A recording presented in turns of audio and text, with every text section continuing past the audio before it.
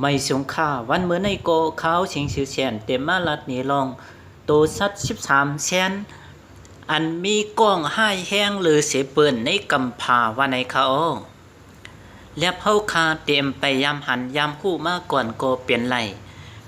13ตัวชัดเจอนั่นมันมีกล้องห้ายแห้งแหละเฮ็ดให้กวนเฮากึดลือลงถอยใจกะไหลในโจเก็บกำหนึ่งอำหึงสังนั่นเยา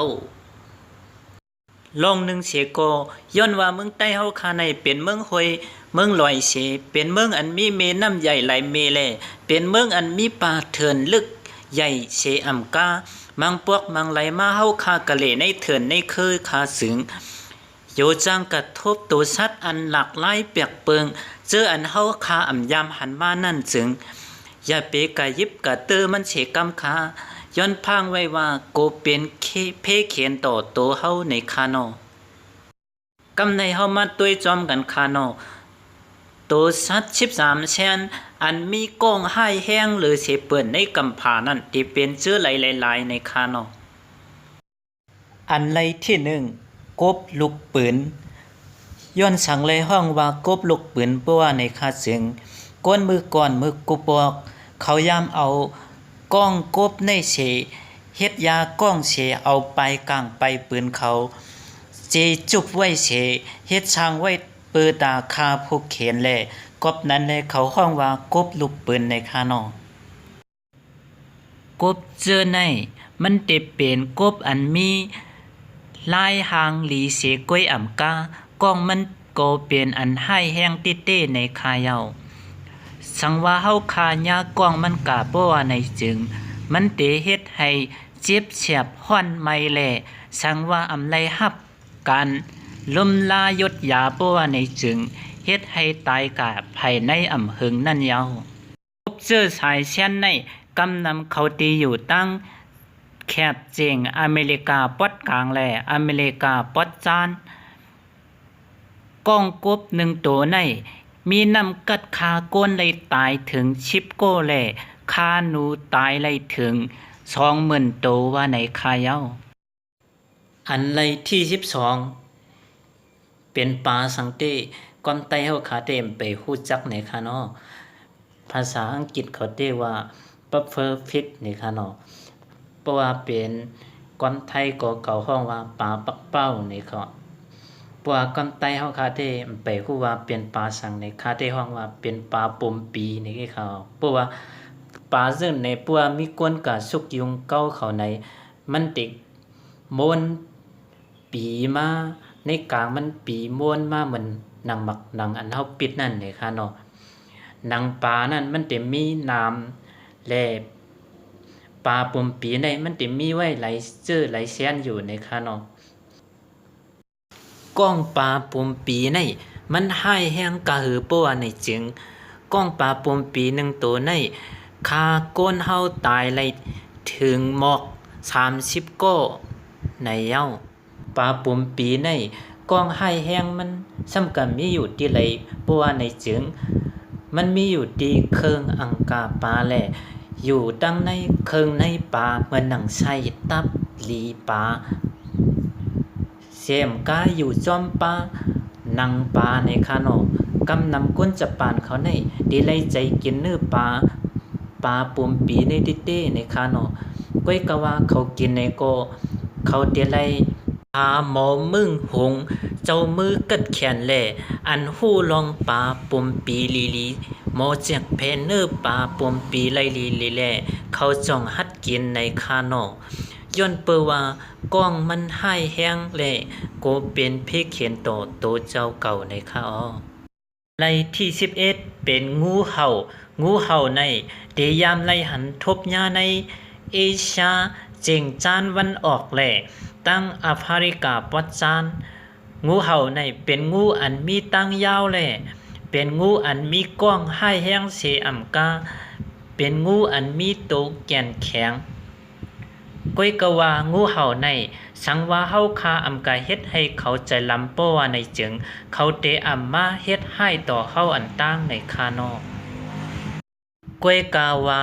สังว่าเฮาคากะตุ้มเตอสุกยุงเขาอ่อนตั้งสีเฮ็ดให้เขาใจลำและหวัดเจ็บปวดในจึงเขาตีจังเข้ามาหาสักเฮาเลยกำเหลียวในคาออสังว่าเฮาคาญาก้องงูเห่ากะปวดในจึงมันตีจิ้มเข้ากะในรถเลือดเนื้อเฮาสีเฮ็ดให้ถอยใจกับแลจ้างเปลี่ยนตายภาคกากำเหลียวสังว่าเฮาคาอำไลหับการยดยาบ่ว่าในจึงเฮ็ดให้จังรู้ตายถึงชายใจเฮาก่อนในคาออ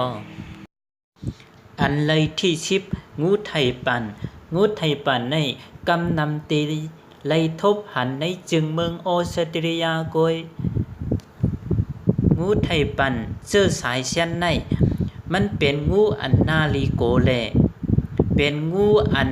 เลินไลไว้ติเตเสมันสักเฮากำเหลียวเฮ็ดให้ปล่อยกว้างมันเข้าไลในตูคิงเฮาตั้งนำตั้งหลายเสกว้างมันเตไหลจึมเข้ากะในเลือดเนื้อเฮาเสเลือดเนื้อเฮาคาเตกามแข็งกะแลเคิงตั้งในตูคิงกวนเฮาก็อำเฮ็ดการเสตุ้งหนึ่งหยาบแลจังเปลี่ยนไตผักกาไลสังว่าเฮาคาอำยศยาไลคึดตันปัวในจึงจังลู่หายถึงชายใจก่อนในเย้าอันไลที่เก่าเมียงกลโง่ตุนิชา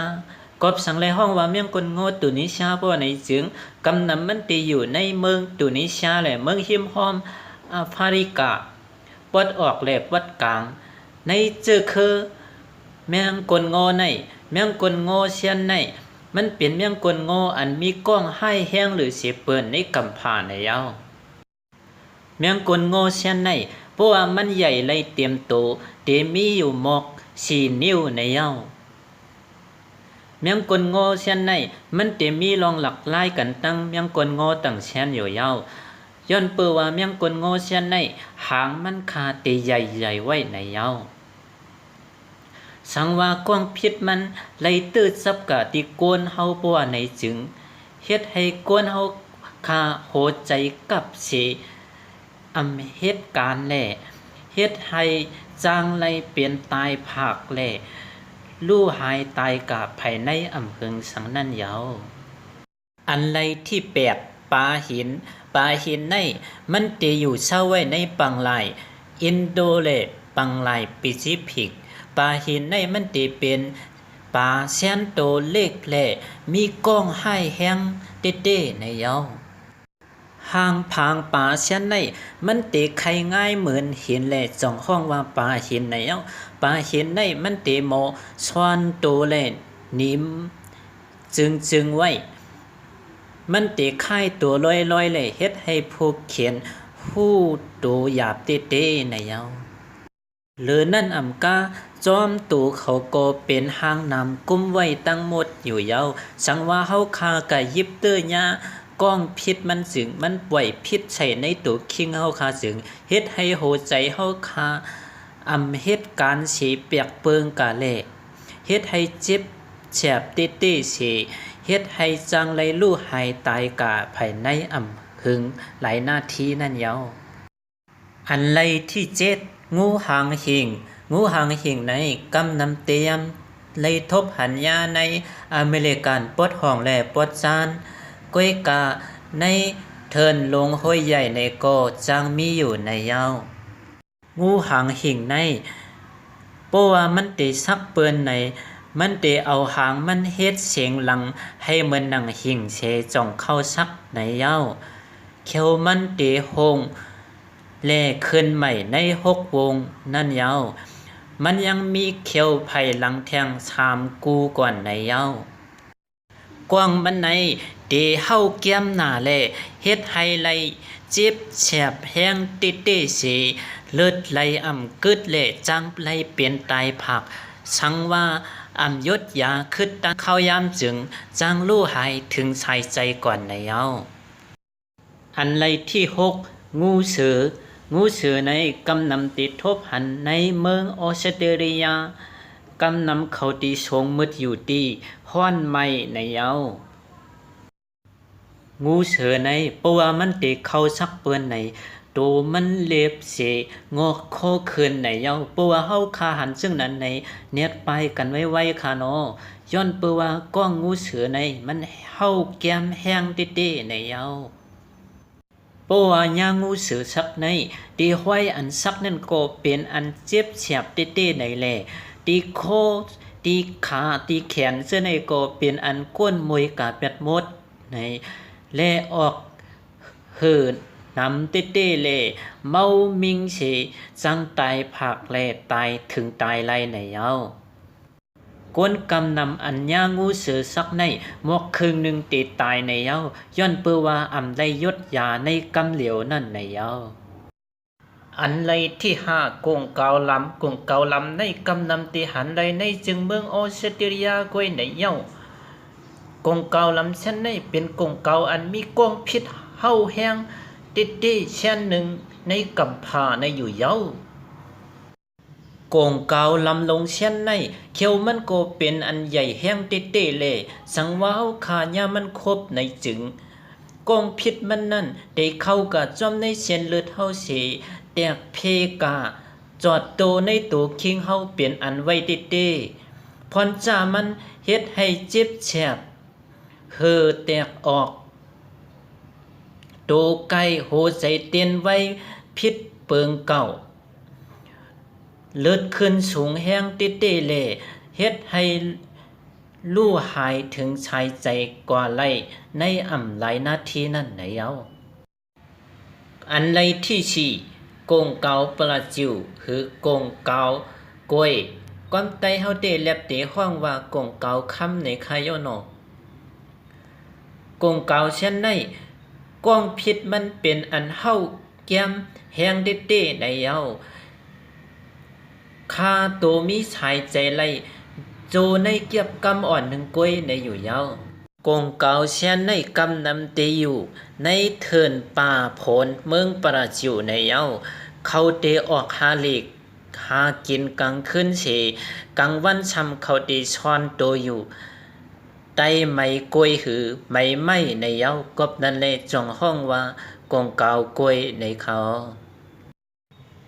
กงเกาคำเช่นในเพราะว่ามีก้นกะสุกยุงยาเก่ามันจึงมันตีจุกขาภายหลังสองคอนเชเอาโหมันเห็นขึ้นผ้า